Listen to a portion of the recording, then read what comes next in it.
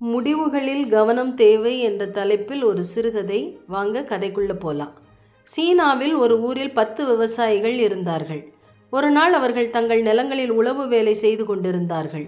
அப்போது வானம் இருட்டி கொண்டு வந்தது. பயங்கர மின்னலுடன் இடி இடித்தது. பயந்து போன அவர்கள் பக்கத்தில் இருந்த ஒரு பாழடைந்த மண்டபத்தில் ஓடி ஒளிந்து கொண்டனர். வெகு நேரமாகியும் மின்னல் வெட்டுவதும் இடி இடிப்பதும் நிற்கவில்லை. அவற்றின் உக்கிரம் வேறு அதிகரித்து கொண்டே போனது.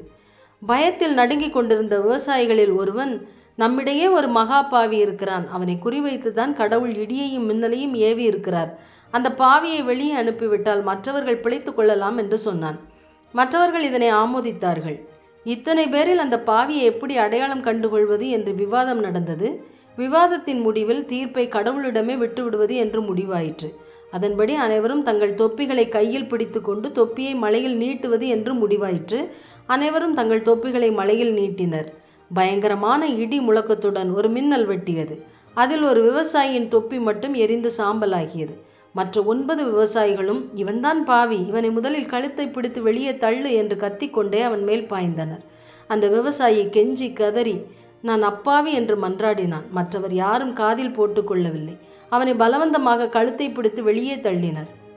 அவன் கதறிக்கொண்டே மலையில் ஓடினான். அப்போது அதி உக்கிரமான ஒரு மின்னல் தாக்கி இடி இடித்தது.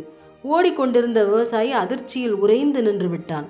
சற்று நேரத்தில் நிலைக்கு திரும்பி மண்டபத்தை திரும்பி பார்த்தான். மண்டபத்தில் இடி விழுந்து நொறுங்கி கிடந்தது. ஒரு புண்ணியவானின் புண்ணிய பலத்தில் தப்பியிருந்த 9 விவசாயிகளும் அவனை வெளியே தள்ளி பாதுகாப்பை இழந்து பரிதாபமாக கருகி செத்து போய்விட்டனர். இந்த கதை நமக்கு உணர்த்தும் பாடம் என்னவென்றால், இந்த உலகம் ஒரு சில நல்லவர்கள் இருப்பதனால் இயங்கிக் கொண்டிருக்கிறது. இப்படிப்பட்ட ஒரு சில நல்லவர்களையும் தண்டிக்கும் மக்கள் பெருகிவிட்டார்கள் என்றால் தண்டனை நல்லவர்களுக்கல்ல. நல்லவன் எளிமையாக நிம்மதியான வாழ்க்கையை வாழ்ந்து கொள்வான். இந்த உலகம் கெட்டவர்களால் நிறைந்தால் என்னவாகும்? போட்டி, பொறாமை, மற்றவனை அழிக்க வேண்டும் என்ற எண்ணம் மேலோங்கி உலகம் முழுமையும் தீமையால் நிறைந்து அழியும். அதனால் நம் எண்ணத்திலும் செயலிலும் பேச்சிலும் நன்மையை மட்டுமே செய்ய முயல்வோம். இவ்வுலகிலேயே சொர்க்கத்தை காண்போம். நன்றி.